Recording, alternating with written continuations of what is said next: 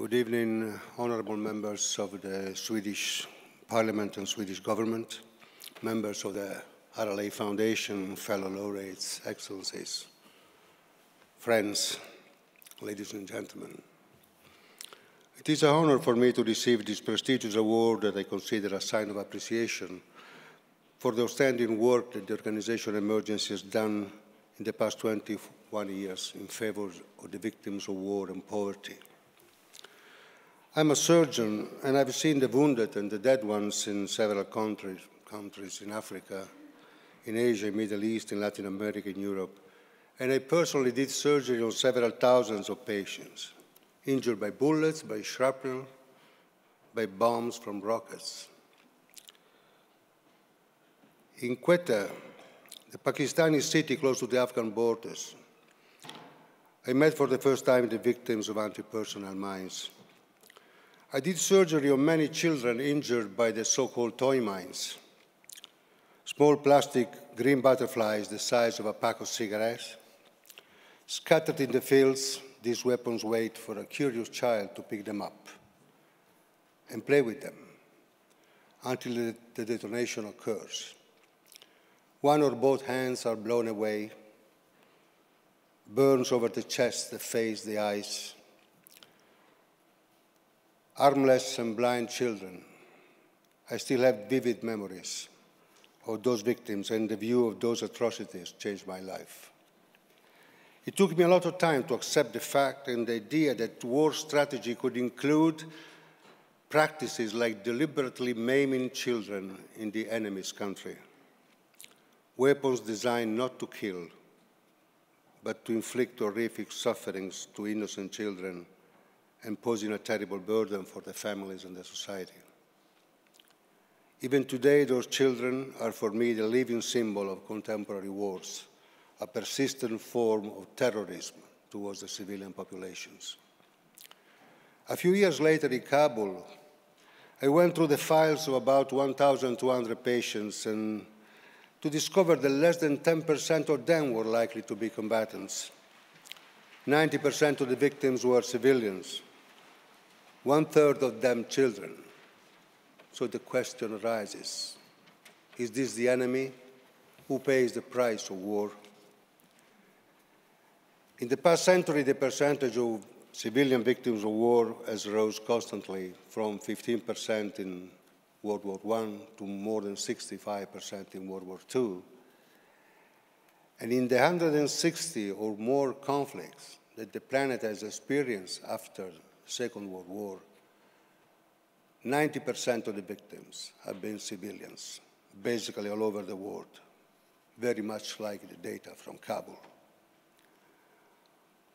Working in war-torn regions for more than 25 years, I have witnessed this cruel and sad reality, perceived the magnitude of this social tragedy, of this carnage of civilians, mostly occurring in areas where health facilities are virtually non-existent.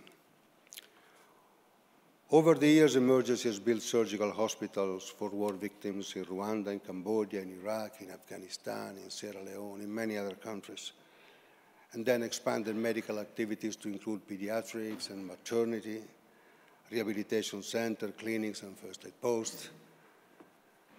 I would say that the idea, the origin, the foundation of Emergency back in 1994 did not derive from a set of principles and declarations. It was rather conceived and born in operating rooms, in the surgical wards, because treating the wounded is neither generous nor merciful. It's simply just. It has to be done.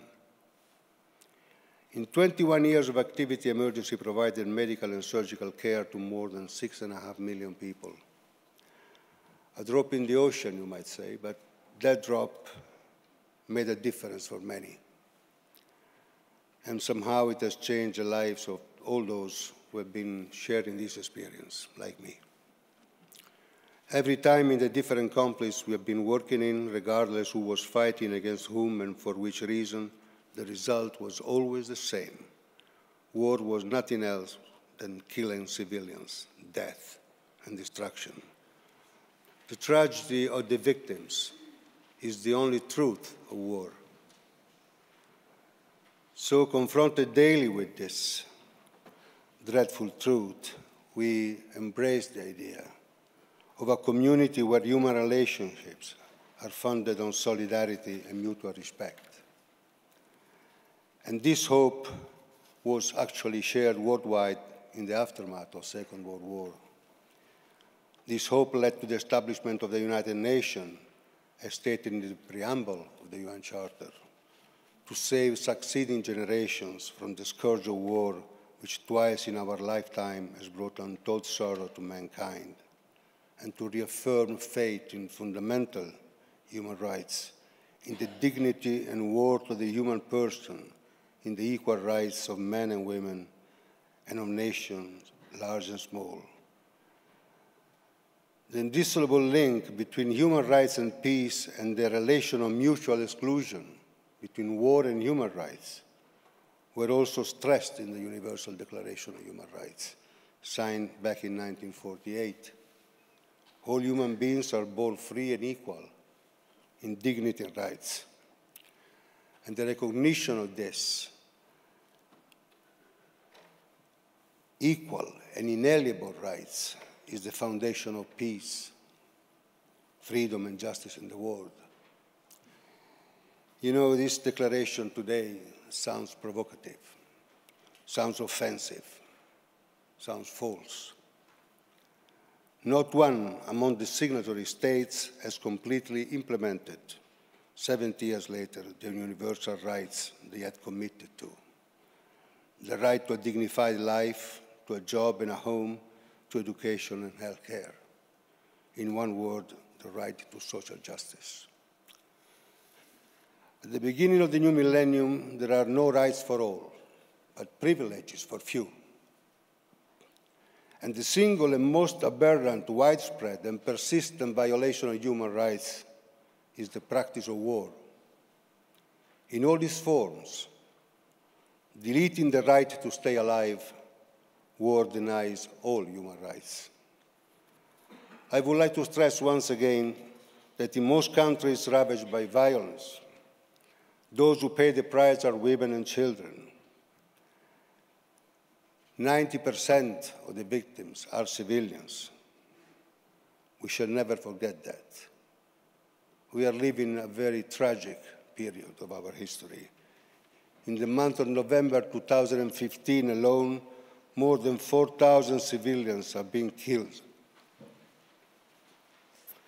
In several countries, including Afghanistan, Egypt, France, Iraq, Libya, Mali, Nigeria, Syria, and Somalia, and the list can go on and on. Many more people have been wounded or maimed or forced to flee from their homes. Being witness of the atrocities of war, I have seen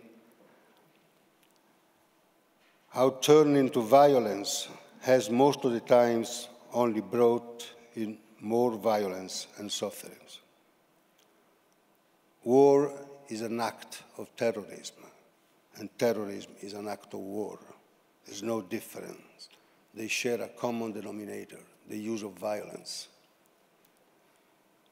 60 years later, we are still confronted with the dilemma that posed in 1955 by a leading world scientist in the so-called Russell-Einstein Manifesto.